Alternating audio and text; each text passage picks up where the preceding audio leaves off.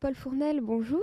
Alors Bonjour. vous êtes un grand voyageur et parmi vos diverses pérégrinations, vous avez fait un arrêt de 4 ans au Caire et de cette expérience est né un journal, Poil de Carotte. Est-ce que vous pouvez nous en parler? Oh, en vérité, c'était un petit peu, c'était pas destiné à faire un livre. À l'origine, c'était destiné à informer mes copains au jour le jour. J'écrivais un petit message que j'envoyais à mes amis, un petit email tous les matins à 99 personnes. Et c'était une chose que j'avais vue dans la journée, une chose que j'avais vécue, qui m'avait étonné, parce que je connaissais pas du tout la ville arabe.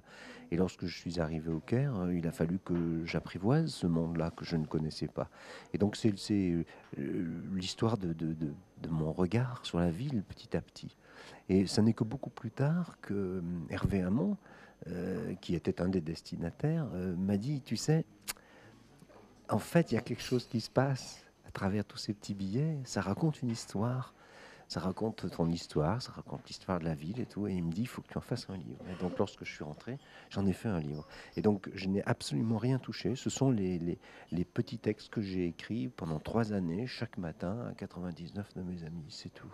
Poil de Carotte était en 2004 en sélection pour le prix du Télégramme, comme l'est aujourd'hui Courbature, un recueil de nouvelles dans lequel il est question de gloire, de petite gloire personnelle ou de gloire un petit peu plus grande. Est-ce pour ça le titre Courbature qu'évoque-t-il? Oui, mais c'est l'idée que ça fait mal. Et que c'est après. Les courbatures, ça vient toujours après.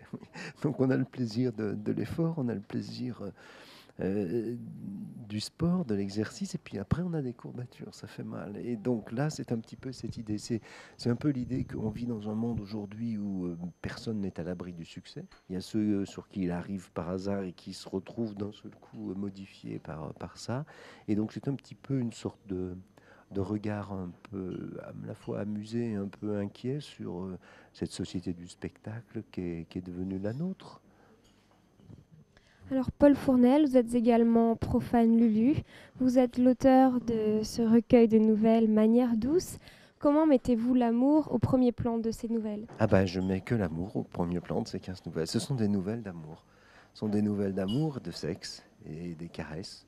Ce sont des nouvelles un peu coquines et qui mettent évidemment l'amour au premier plan, qui me paraît être quand même une des activités humaines les plus intéressantes. J'ai choisi de cacher mon nom par jeu. En fait, je ne l'ai pas beaucoup caché puisque c'est les lettres de mon nom que j'ai mélangées. Mais comme ça, par hommage à cette vieille tradition d'autrefois qui voulait les, euh, que les textes érotiques soient un peu cachés, quoi. Donc aujourd'hui, on a le droit d'écrire ce qu'on veut, on peut écrire ce qu'on veut, mais il y a une tradition qui veut comme ça qu'on se cache un petit peu pour écrire des textes un peu coquins. C'est une forme qui m'intéresse particulièrement parce que elle est très technique. Et c'est une sorte de coup de poing chaque fois. Donc il y a une petite partie à gagner chaque fois qui est très intense. Je l'ai fait aussi un petit peu plus sérieusement avec l'idée que, je sais pas, on rentre dans une période un peu inquiétante, je trouve. Une période un peu politiquement correcte, écologiquement correcte. Peut-être que le temps où il faudra se cacher va revenir. Donc j'ai fait ça un petit peu dans cette perspective légèrement déstabilisante. Alors vous êtes, Paul Fournel, le président de l'ouvroir de littérature potentielle, l'Oulipo. Pouvez-vous nous en dire plus? L'Oulipo, c'est une grande année pour l'Oulipo, puisque l'Oulipo a 50 ans cette année, donc c'est un grand, grand anniversaire. C'est un groupe littéraire qui a été créé par Raymond Queneau et par François Le Lyonnais, qui regroupe des écrivains et des mathématiciens, et dont l'objectif est de trouver des nouvelles structures pour servir de support à des œuvres littéraires. Parmi nos membres, il y a eu des auteurs très très célèbres comme Georges Perec, comme Italo Calvino, comme Raymond Queneau bien sûr, Jacques Roubaud aujourd'hui. Donc nous avons des très grands écrivains et de grands mathématiciens comme Claude Berge, comme Michel Audin, qui travaillent aussi avec nous très régulièrement. Donc voilà, c'est une belle, belle aventure.